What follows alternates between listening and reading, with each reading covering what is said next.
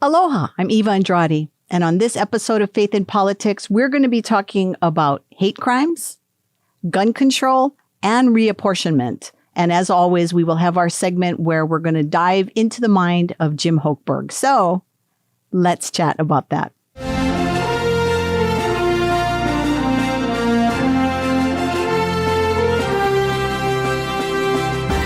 When you are in this spot, do you want to be found? Or maybe you're one of those people that never get away from the crazy people around you. Although there are some people who like to be around crazy people and they thrive on it. I'm not one of those people. I was reflecting this week on the story of Jonah and how he decided to hide from God. Without getting into the minutia of the story, I'll just emphasize that it didn't work out very well for him. Fleeing from the Lord wasn't a great idea. And when the sea raged against this fleeing man, those on board quickly realized that the storm was happening because of Jonah. So he says to the others on the ship, quote, "Pick me up and throw me into the sea," he replied, "and it will become calm. I know that it is my fault that this great storm has come upon you." And that's Jonah chapter 1, verse 12. It occurred to me that I'm somewhat responsible for the storm around me based on my own choices and actions. The truth I reveal about myself and my circumstances, however, it should be up to me and me alone. The issue of privacy is very important to all of us, and most Americans want to be in total control of their personal information, and for good reason. We should be able to decide when and how our information is used.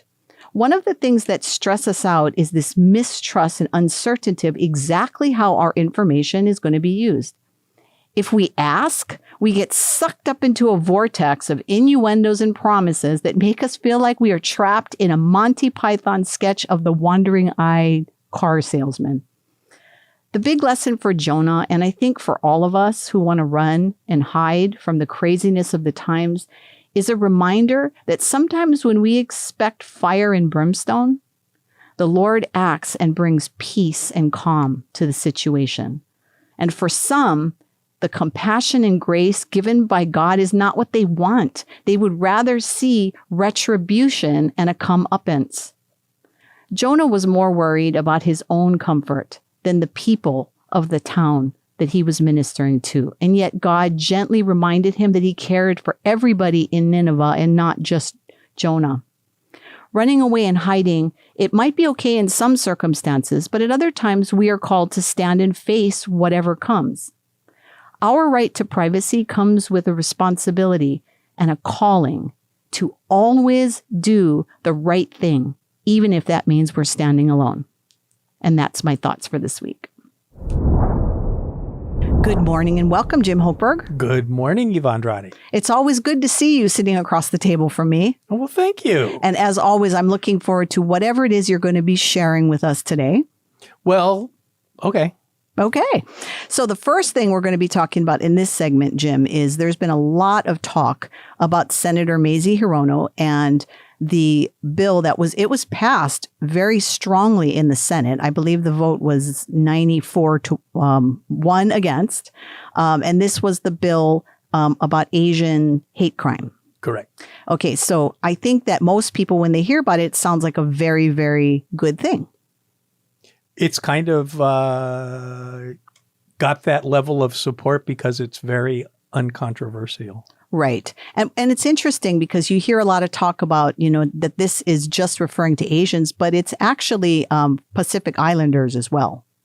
Well, they're considered Asians to Mazie Hirono. Right. Okay. So, it is important. And I think that most people, again, are going to stand up and support this. But what's really interesting is when you look at, the president gave his speech this week, and it was followed up by a speech by Tim Scott, which was a very interesting speech. Both of them were very interesting. I think both of them touched on this subject.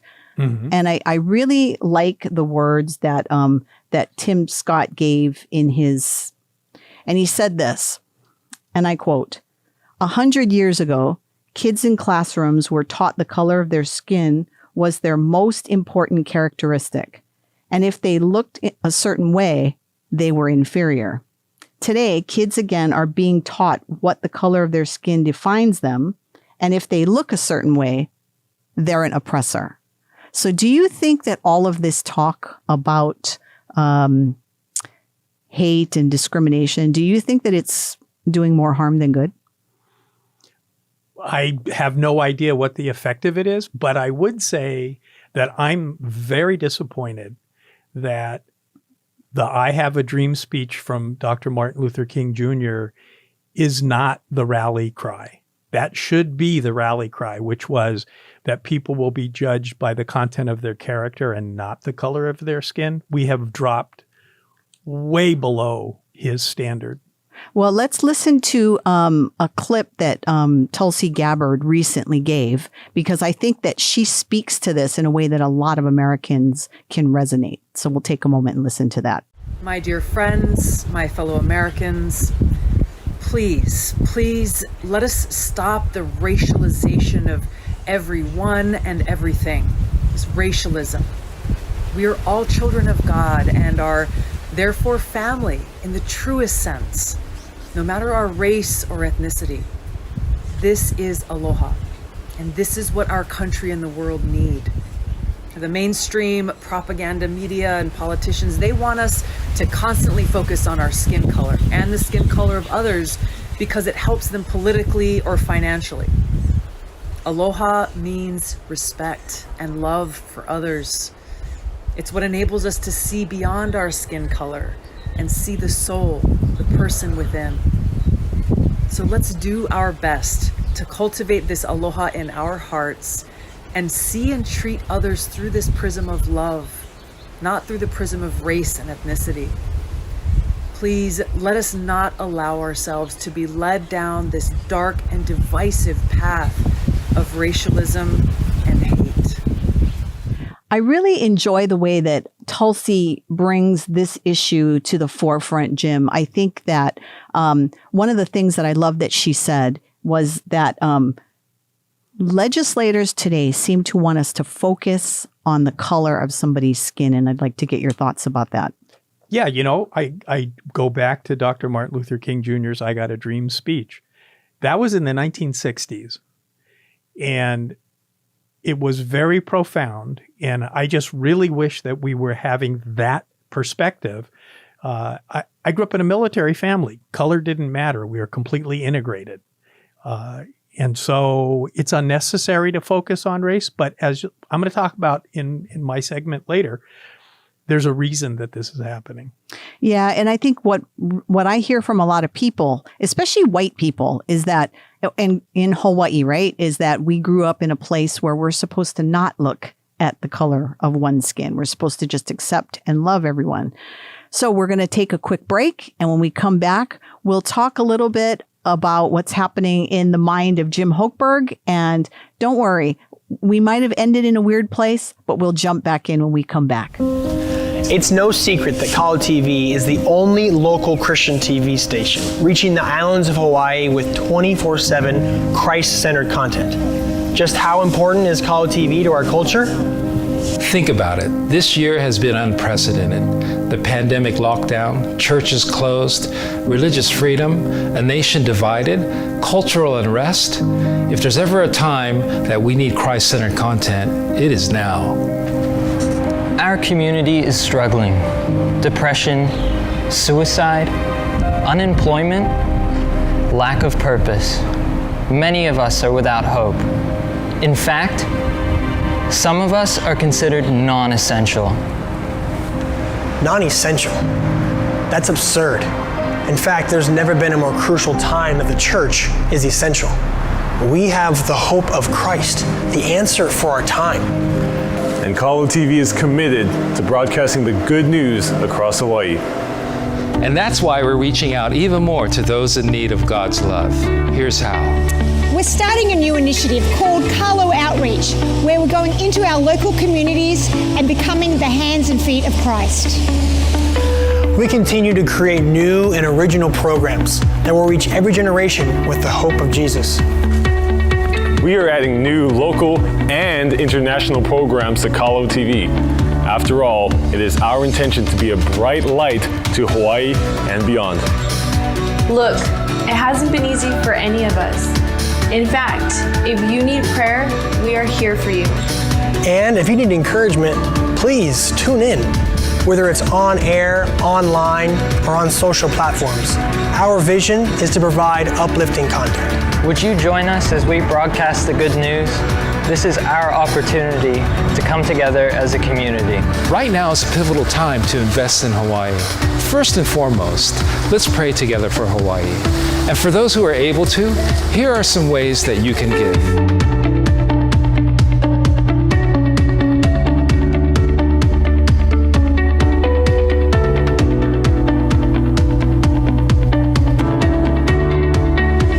As we are that the sun will set tonight and rise again tomorrow morning, so is our hope in Christ. Kalo TV, the Aloha station, broadcasting Aloha 24/7.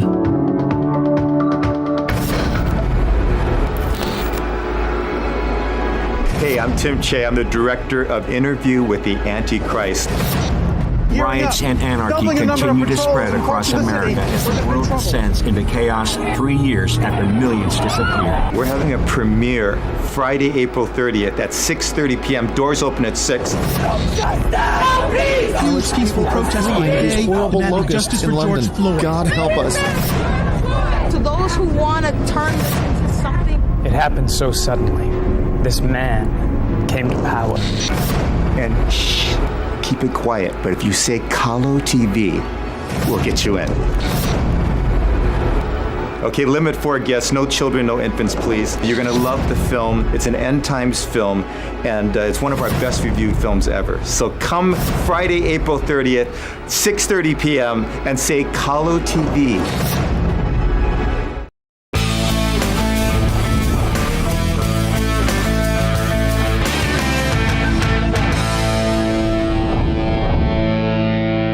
Welcome back to Faith and Politics.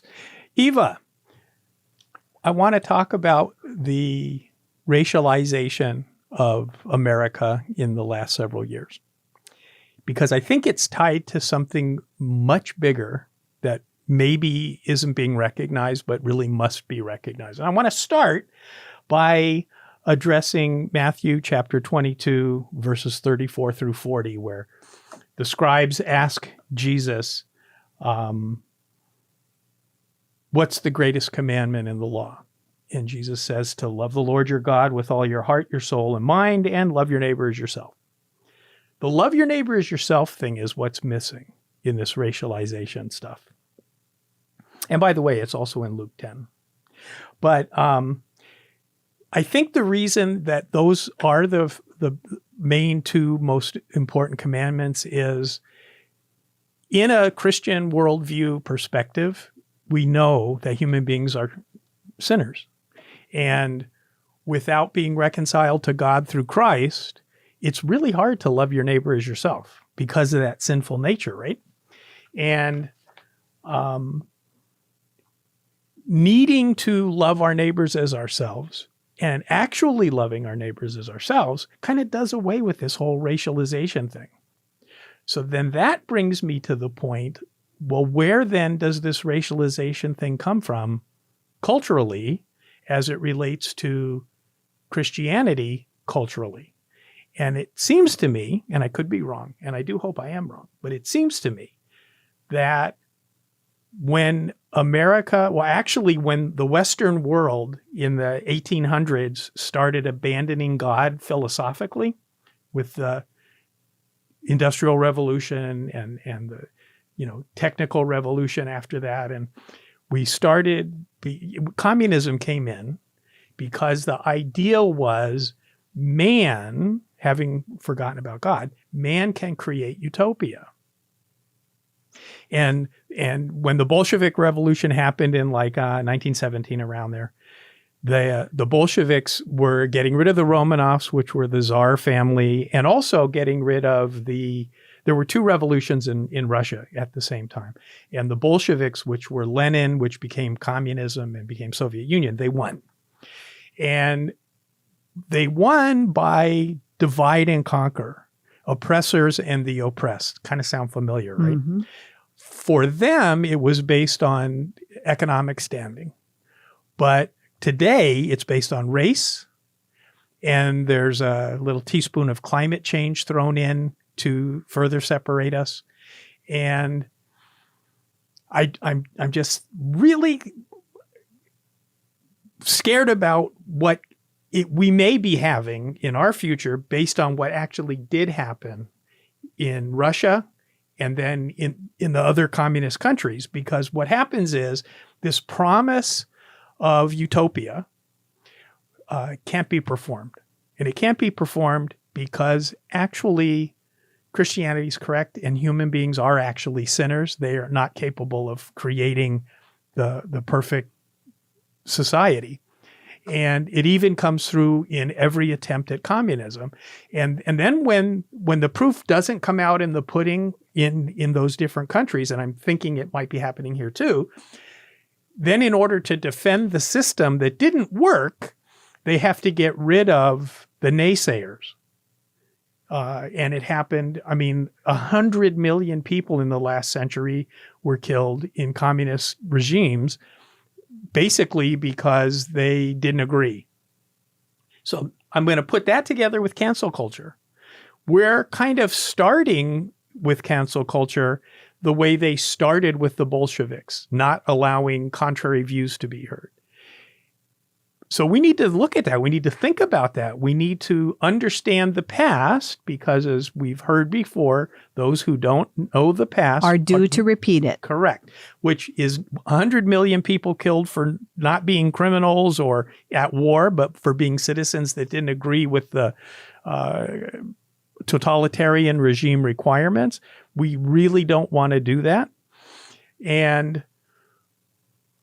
so in pondering these cancel culture, woke stuff, communism, and where we are now with Coke and Delta supporting the woke culture, claiming people are racist when voting regulations are not racist, that's actually what happened in Russia too. After the Bolsheviks won the revolution, killed all the people that ran industry, it was the Western business interests that came in and kept those industries going.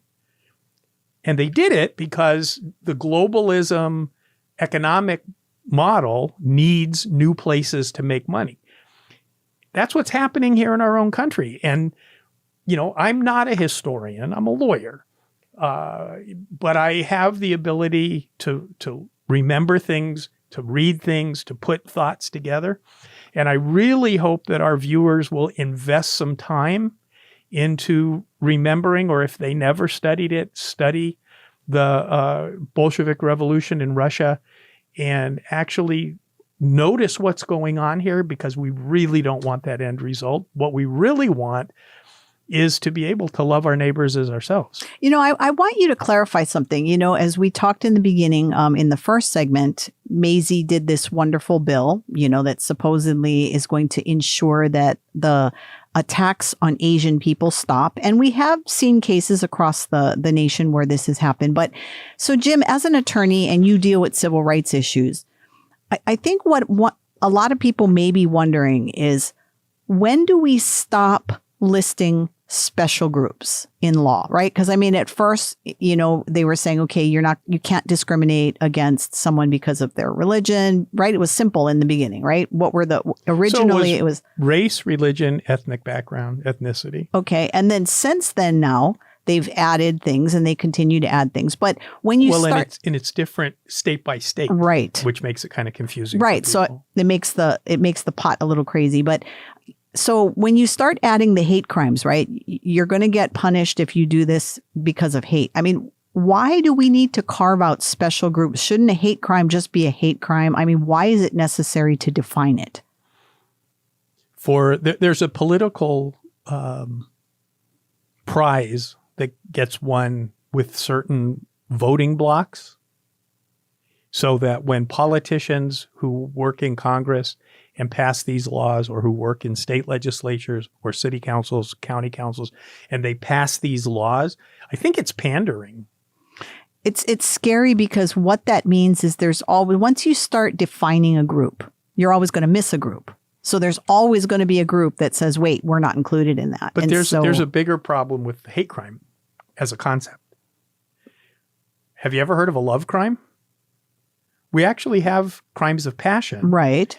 And that doesn't mean passion as in the terms of love. What it means is what's a rage. happening at the moment, it's a rage at the inside time of the you. crime. So there's really no such thing as a love crime. So what is a hate crime? It's a political animal that legislatures create for political pandering purposes. A crime is a crime. If you shoot somebody because they did something, or you shoot somebody that you don't even know anything about, but you shoot them for some other crazy reason, or you shoot them because you know them well and you don't like them and you even hate them, or you shoot them because of the color of their skin, those should all have the same penalty.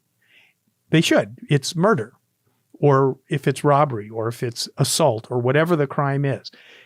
And when you start saying, well, because of this factor, it's a hate crime, you get enhanced penalties, that's why I see it as political pandering. Well, and it's getting worse, right? Because, I mean, I think, at least in my circles of people I hang around with, we are sickened when anybody is shot or brutally beaten or attacked or whatever because of any reason. And that includes our people that we know in the LGBT community. Nobody wants to see anybody beaten. The law recognizes self-defense as an exemption to the crime. Okay? So when somebody injures another person defending themselves, whether they're a civilian or police officer, that's not a crime. And in Mazie Hirono's bill, they refer to that mainland shooting at the massage parlor where all the people that got shot were Asians as part of the reason for the Asian hate crimes bill. But the guy that did the shooting, he said it had nothing to do with their race. Well, when the pandemic first broke out, you remember there was some stories about people that were attacking Chinese people, right? Because of where the I think there were 2 stories. Right. But I mean, that began once you put those things out there, as you know, they're regurgitated many, many times, and they become talking points. So, well, let's close this segment with Galatians 3:28 and Colossians 3:8 through 11. Galatians says, there is neither Jew nor Greek, there is neither slave nor free, there is neither male nor female, for you are all one in Christ Jesus.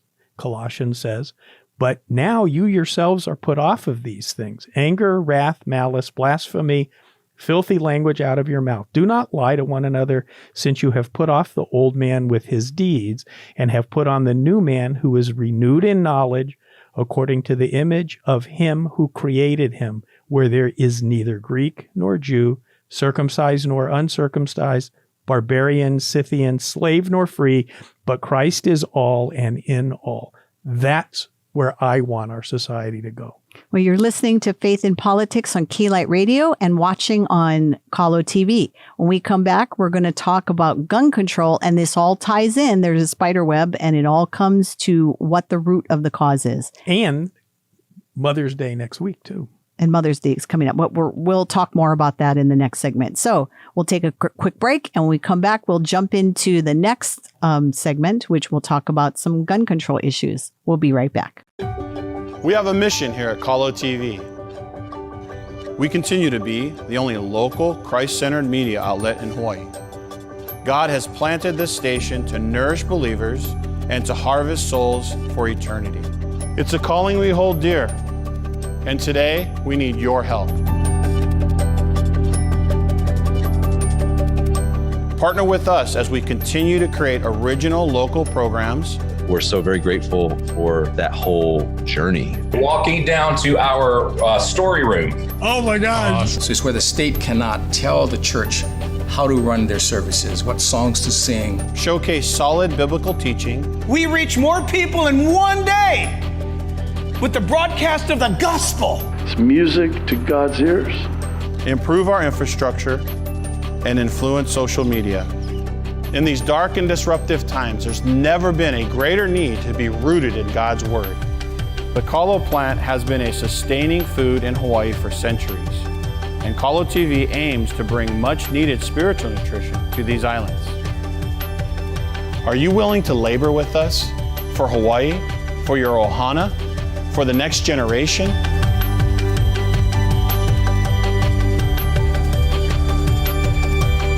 Go to kalotv.com and partner with us today. Aloha, I'm Eva Andrade. I'm the president and CEO of Hawaii Family Forum. And Hawaii Family Forum has been serving the faith-based community right here in Hawaii since 1998.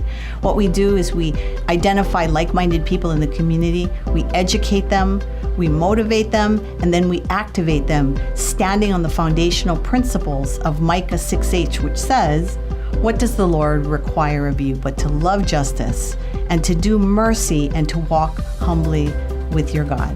So join us at hawaiifamilyforum.org and let's make a difference right here in this beautiful state of Hawaii. Mahalo. I have a special guest here, Tim Che, producer and director. Hey, aloha, Pete. It's an honor to be here. My wife and I only watch Kalo TV, and I say this as a man of God. We watch only Kalo TV. Paul says meditate, and those things are true, pure, lovely. And this is only a true, pure, lovely station in Hawaii. And it all started with Faking the Funk back in 1997. But also you did a movie called Freedom with Cuba Gooding Jr. Here it is right here. A movie with Tom Sizemore called The Genius Club. Malala, the manager here at Kalo TV, he wants to know why he wasn't in the movie because he's a genius. He sure is. Malala is an absolute bona fide genius. We're just both, you and I, Peter, faking the funk. But he's a bona fide genius. What kind of advice would you give that person, that young person? You know what I tell them? You do what God tells you to do. And if you feel like God has implanted on you to be in the Christian media, He will find a way to make that happen. Welcome back to Faith in Politics. You're listening on K-Light Radio and you're watching on Kalo TV. So we're going to talk a little bit, Jim, in this segment about gun control. And I think what I'd like to do to start this segment again is to kind of keep the theme going of what our Congresswoman, Mazie Hirono, is saying and doing on some of these issues. So we're going to play a quick clip, an interview that she did on CBS this morning on March 25th. I appreciate you being here. It's an important morning, and what we just laid out, I think, is the crux of the issue politically for those who support gun reform. Republican senators have a base that is very activist on the issue, and it does not appear you have the votes. Given that situation, do you think that President Biden should move forward with executive action to do what he can? If he can take executive action to require universal background checks, I say go to it, Mr. President. But in the meantime, one would hope that we can act on at least requiring universal background checks and closing a 3-day background check loophole. I don't think that is outrageous gun legislation. We have more gun deaths and violence in our country than in any other advanced nation. And these kinds of mass shootings, it just occurs far too often in our country. Senator, the other thing that makes the United States very unique on the global stage is the fact that we have in our Constitution this idea of an inherent right to access to firearms. Republican senators, your colleagues there in the Senate, are looking to defend that, not abridge it in any way, because their voters believe in that. The repercussions and side effects notwithstanding, what would you say to those voters? Because to move the senators, you're going to have to move them. If they should be listening this morning, what would you say to them? Republican senators know that the constitutional right to own a gun is not unfettered, and the Supreme Court said so. So sensible gun legislation is something that does not go against that constitutional right to firearms. And none of us is saying that that Second Amendment right should be taken away. But this is what the Republicans are constantly pushing out, the fear and scaring people that we are all about taking away guns. No, we are for gun safety laws. So as I'm listening to our Congresswoman talk about gun control and the need for gun control, I think that what immediately comes to mind is the minute that we start talking about gun control, people on both sides start to get very uncomfortable. And I know that this issue is it's one that you've been tracking and following because right here in the state of Hawaii, you have a case. I have a pending federal court case. But you know what? It's like the right to abortion, which isn't in the Constitution and it's not in an amendment. The same thing happens with that. Mazie Hirono will tell you that the constitutional right to an abortion is absolute. She will tell you it's absolute, and she will fight any attempt to restrict it in the slightest. Well, she says that, so in her interview that we just listened to, she says, and I quote, "We have more gun deaths and violence in our country than in any other advanced nation. And these kinds of mass shootings, it occurs far too often in our country." So it's nice that she uses raw numbers. We also have more people than most countries. So I don't know. This kind of political talk kind of bothers me because we also are the only country with a Second Amendment that guarantees the right to keep and bear arms. There are a lot of countries in the world where you're not allowed to own a firearm. So, of course, they're not going to have very many firearm deaths. A lot of the firearm deaths in the United States are by suicide. So the fact that she throws out raw numbers with no context is useless. Well, and I think, again, to just kind of place where we're coming from, our listeners, the majority of them are right here in this beautiful state of Hawaii. We have very strong gun laws here in Hawaii. In fact, I think, if I'm not mistaken, I think we have some of the strongest gun laws in the nation. So, and yet our legislature this year is putting a lot of new bills in to strengthen these already strong laws. So I'd like to get your thoughts on a couple of things. First of all, kind of give our listeners and our viewers an idea of what Hawaii looks like, and then maybe that can tie into the court case that you have. Well, why don't we do this? We will do whatever you want to do, Mr. Hochberg. So this little pocket constitution has the whole thing in it, including the Second Amendment, which is very, very short, which I'm going to read. Okay. Because that's kind of the crux of this discussion. And I love that you're doing this, Jim, because how many times have we heard in the last week or 2 weeks that this is against my constitutional rights? So you are holding the pocket constitution right in your hand. So you're actually going to be reading from the United States Constitution. I am. This is what it looks like. See? It's very small. It's right there. And here's all it says. And the amount of legal work that this sentence has created is amazing to me. Amendment 2. A well-regulated militia being necessary to the security of a free state, the right of the people to keep and bear arms shall not be infringed. Shall not be infringed. So several legal arguments have come out of this. And the U.S. Supreme Court has answered 2 of them. The first one was, does the Second Amendment mean that the right to keep and bear arms is necessary for us to have a well-regulated militia? And the proponents of gun control for a long time were arguing in court that, and states were prohibiting personal firearm things and regulating things and all that, because the militia at the time of the founding was you and your neighbors, but now it's like the National Guard and that kind of a thing. So the first question was, is the Second Amendment for the National Guard or is it for you and your neighbors? And the U.S. Supreme Court, in the case out of the District of Columbia, which was the Heller case about 2008, I think, said, no, it's not for the National Guard. Clearly, the history behind the writing of the Second Amendment was that citizens have the right to keep and bear arms. In that case, it didn't apply to any of the states because the District of Columbia is not a state. And for now. Well, but there's a reason that it's not a state, but we can get into that another time. So the Heller case said that the District of Columbia could not prohibit you to keep and bear arms in your home, and what that requirements were, like it had to be locked in a case and the trigger mechanism had to be dismantled and all kinds of things so that it was totally useless for self-defense. And then whether that applied to states was the second case, and that came up in the Supreme Court of the United States, said, no, it applies to states as well. So the right to keep arms by individuals in their homes is settled law. The new question, which is the case that I filed and the case that the U.S. Supreme Court just accepted out of New York, that question is, do individuals have the right to bear arms outside of the home? And that's the concealed carry, open carry issue.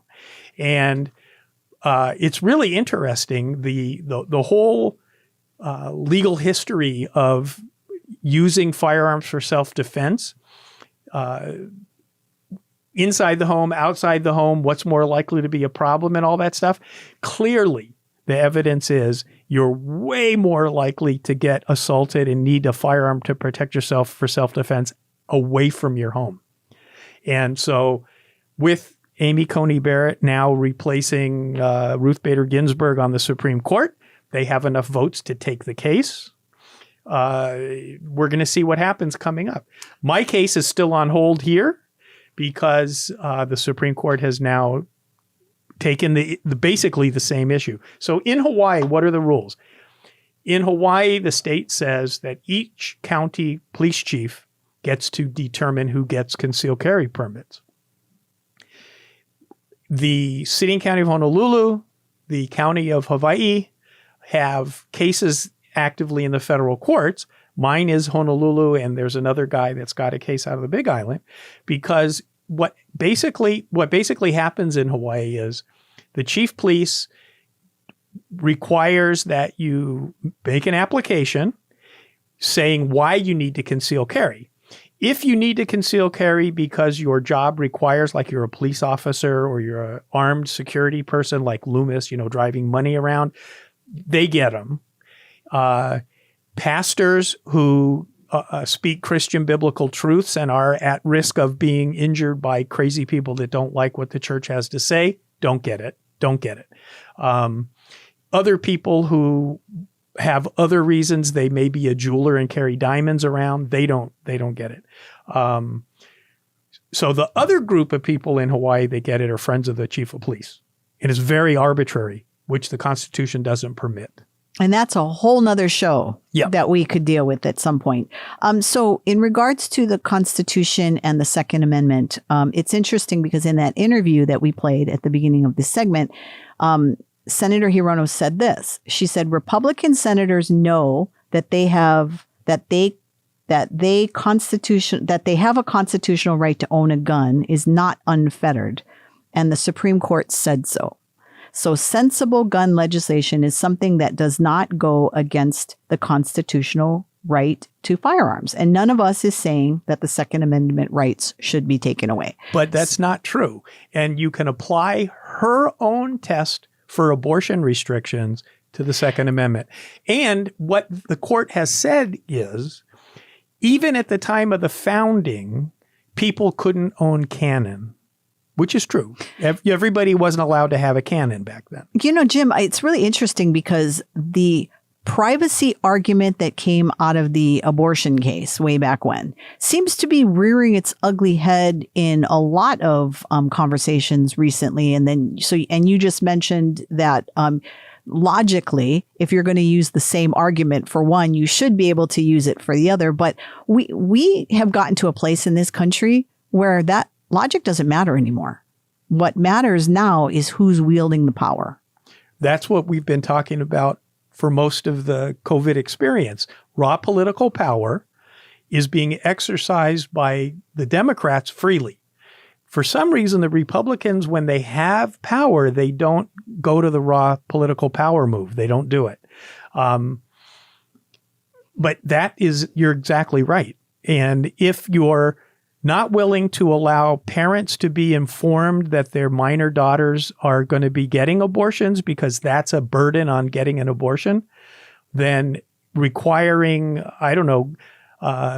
if I want to sell my firearm to my son, I have to do a background check on him. That's what they want to have happen in this legislation. That's exactly why I was thinking over the last week, this whole story of Jonah and running away and the privacy issue is because really that is so muddied right now that I don't think people really, you got people on both sides. They're going to give you their intellectual response of why they believe what they believe. But I think the regular person is really struggling with this, Jim. They're really struggling with what are my rights, and when do my rights supersede your rights? And well, maybe you don't have any rights as long as I get the rights. I don't know if that's where we're headed, where we're coming from, but I know people are frustrated.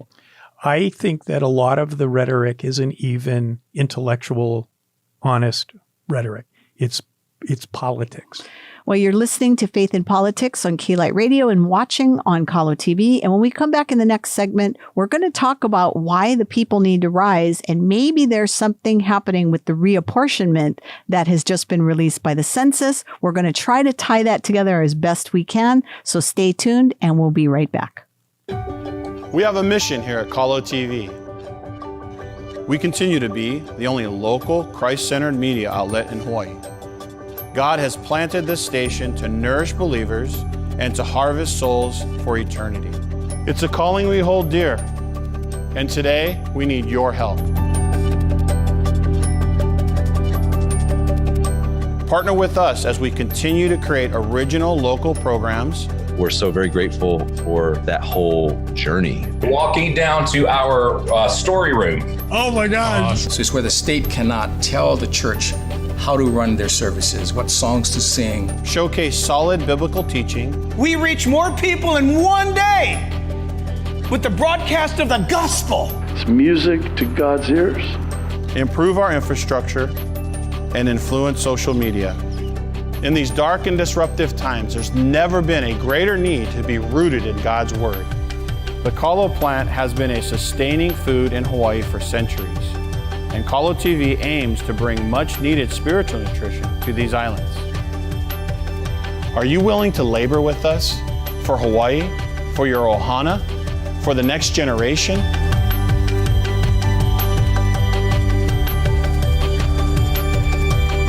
Go to kahlotv.com and partner with us today.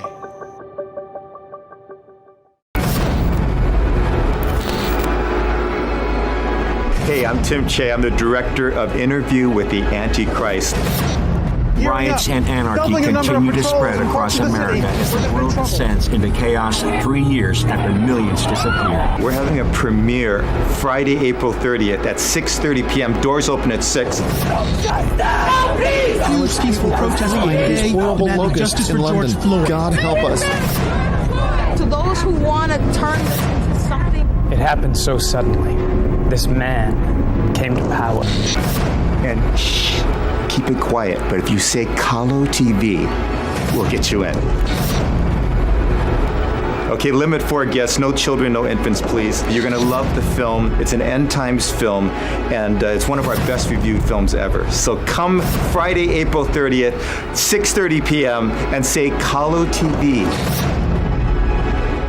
Welcome back to Faith in Politics. You're listening on Keylight Radio and watching on Kahlo TV. And right now, 5 of the 7 new seats in Congress, because of reapportionment, has gone to the Republicans. So let's talk about that. The constitutional purpose of the census is congressional apportionment, which is the process of distributing the memberships or seats in the U.S. House of Representatives amongst the states every 10 years in a way that is proportional to each state's population. Since 1941, the law has specified that the method of equal proportions will be used to assign House seats to the states. And while the law does not require the Census Bureau to calculate the number of seats each state will get, we do it as a courtesy to the President. We apply the required method to the apportionment population of the 50 states, not including the District of Columbia and Puerto Rico, because they have no voting seats in the Congress. The 2020 census apportionment population includes the number of people living in the 50 states plus the overseas population, which is a count of federal employees living overseas and their dependents living with them who are allocated to a home state. Since 1940, the regional trend with apportionment has been an increase in the number of congressional seats for the South and West and a loss of congressional seats for the North and Northeast and Midwest. More specifically, since 1940, there's been a combined net shift of 84 seats to the South and West regions. Overall, the effect of the official 2020 census population counts on congressional apportionment is a shift of 7 seats among 13 states, which is the smallest number of seats shifting among the states in any decade since the current method of calculating apportionment was adopted in 1941. 6 states will gain seats in the House of Representatives. Texas will gain 2 seats, and Colorado, Florida, Montana, North Carolina, and Oregon will each gain 1 seat. 7 states will each lose 1 seat in the House: California, Illinois, Michigan, New York, Ohio, Pennsylvania, and West Virginia. The number of seats for the remaining 37 states will not change. Okay, and what you just saw was a census briefing that they did on the reapportionment. Jim, what do you think about that? Well, I think it'll be interesting to see how the people that move to these other states, how the blue state people that move to the red states, how organized were they in their relocating? Putting on my conspiracy theorist hat. What if? Can we play some conspiracy theory music? Yeah, right like now? the Twilight Zone or something. So, but what if they moved from California to Arizona and Texas because they wanted to be able to take a seat from the Republicans in that red state for the Democrats? What if they're that organized? Now, I don't know if they are. So the point, though, is the fact that the state picked up people and the census based on the increased population gives another seat and took a seat away from California where the people moved from, it does not mean that the election is going to maintain the same party in those seats. Well, and I think the notes that when the census did this briefing, and it was a very long briefing, what we showed was just a very brief clip. I think it was an hour or something long, the entire briefing, because they're releasing the reapportionment. The note that was made is that the actual congressional maps won't be redrawn until later in 2021 at the very earliest. Yeah. So I think that it's good information. People are talking about it, right? The news has been reporting it. Talking heads have been talking about it. But what's going to be interesting, and I think you brought up that good point, is how is this going to translate into grassroots? I mean, what's going to happen to people in all these states? Is it going to change the way they vote with the moving and the exoduses from some states? Some states have grown. That's going to be the real question, I think, is to see really where we're headed. Because remember, we were promised the blue wave. And though it might have seemed like it was a blue wave, it really wasn't. It was a red wave. Actually, it was a red wave. Yes. But the thing is, okay, so we vote for Congress, House districts and Senate districts. So if 20,000 people moved from California to Texas, but they split up all over the place, so it doesn't change the way the vote results occur, it won't matter. Well, Hawaii didn't change very much. Hawaii never changed. I think we're at 1.4 million now, when I think before it was 1.2. 3. Yeah. Well, rounding up. Okay. You're doing that lawyer thing. Yes, I am. You're correcting me publicly. I don't like it. I like you. Now I'm going to pout. I'm going to go into, how did I start this beginning? Do I want to be around crazy people? You're a crazy person. I'm going to go quiet now. No, I can't go quiet. I'm too Portuguese. But anyway, so Hawaii didn't change much, was my point. And we did not, our seats did not change. But how does we have the bare minimum. They can't take anything away from us. Well, I don't know, Jim, the way that everything's being interpreted these days. I think we should be afraid for everything. But so here's my thing. How does this tie in? Why are we talking about reapportionment when we've talked about gun control and we've talked about hate crimes? Why? Because it always goes back to the thing you and I always discuss on every show. Go ahead. You're nodding your head. We have to vote. We own the government.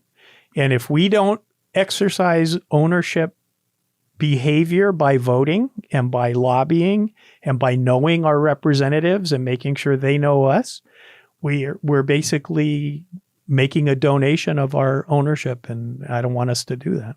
It's interesting because a lot of people, I shouldn't say a lot of people, now that I hang around you more, and I've known you a lot of years, I'm always like, okay, Jim's going to be asking, is this a fact or is this a feeling? Fact or feeling? Fact or feeling. And I think that that's actually good advice for everybody right now when they're listening to something is what's being reported, fact or feeling.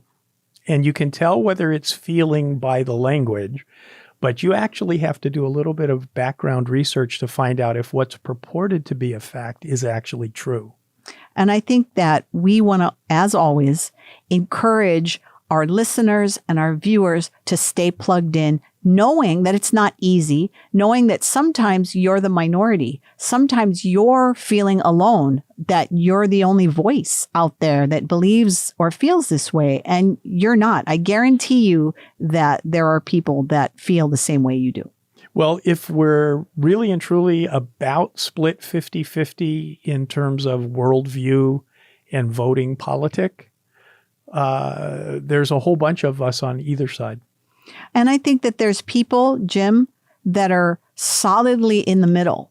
You know, they may feel strongly about one thing and maybe not another. And there are a lot of people that feel like they're not being heard right now. And that's why there are grassroots activism issues happening across the country right now. Everything from people that are rioting, people that are burning things down, people that are picketing. There's a lot of unrest in our nation right now. And we need a president who will bring people together. And that's what we were promised, right? President Biden promised he would unify the country. We need to stop hearing word salads and we need to start seeing action. So let's talk about some action items.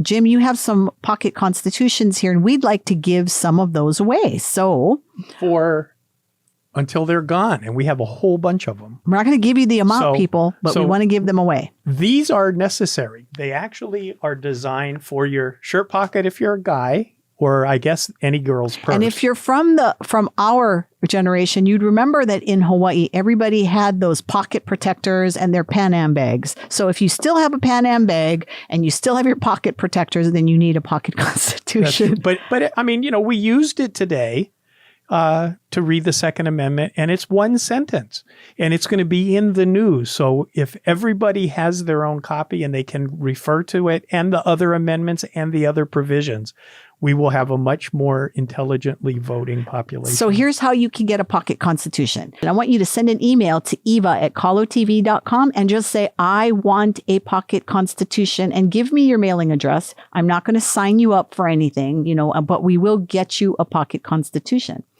If you send me an email and you ask for the pocket constitution and you tell me why you think that the reapportionment is a good thing or a bad thing, or even the hate crimes bill that Senator Hirozo put in, is it a good thing? Is it a bad thing? Tell me why. We will not only send you a pocket constitution, we will send you one of these great mugs, which you got to have. You got to have one of these. We'll do that for you. That's a morning friend. Yes.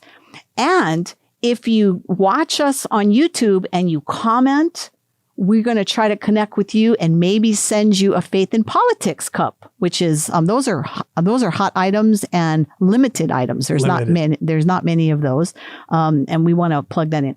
The other thing we're doing is we are looking for people to partner with us to keep this show on the air. If you want to partner with us, then we want you to reach out to kalotv.com. You can send them an email. You can call them at the number that's on the screen below, and you can say, we want to partner to make Faith in Politics continue. We also just want you to bless Kalo TV or K-Light Radio. If you're listening on K-Light Radio and you want to bless K-Light Radio, then reach out to K-Light Radio at the number that's on the bottom of the screen, or send them an email, because all of the good work and programming that's happening is because of the hands and hearts behind the scenes that you don't see. Jim and I, we're here, we're the face. We're the ones that get people stopping us to this day on the street. We can't believe how many of you stop us on the street and just thank us for the show.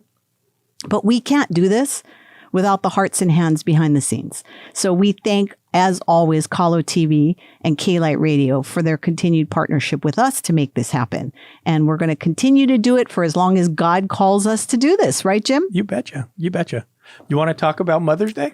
Yes. And so we want you to stay plugged in, because we have a super special show coming up next week. I'm going to have my mother come on, and she's going to tell you some secrets about me. And I don't know if I should call in sick or what, but I think you don't want to miss that. My mom's faith and heart is why I do what I do today. So you want to hear her story. She's got a good one. We got some special guests coming up that is just going to share the hearts of mothers. And one of the things we're going to be dealing with is sometimes mothers experience a little bit of struggle with the kids that they have in their lives. And so we want to bless you with some great guests. So you want to stay plugged in. You want to continue to listen to us on K-Light Radio, 1040 AM, and you want to continue to watch us on KaloTV.com. And as always, you can watch us on YouTube, comment, share, and Jim, well, I'm thinking that we're going to ask people to send in stories about their moms. Yes. If you go to HawaiiFamilyForum.org, we're going to take a quick survey, testimonies, anything you want to say to your mom, and maybe we'll do a shout out to you on the show.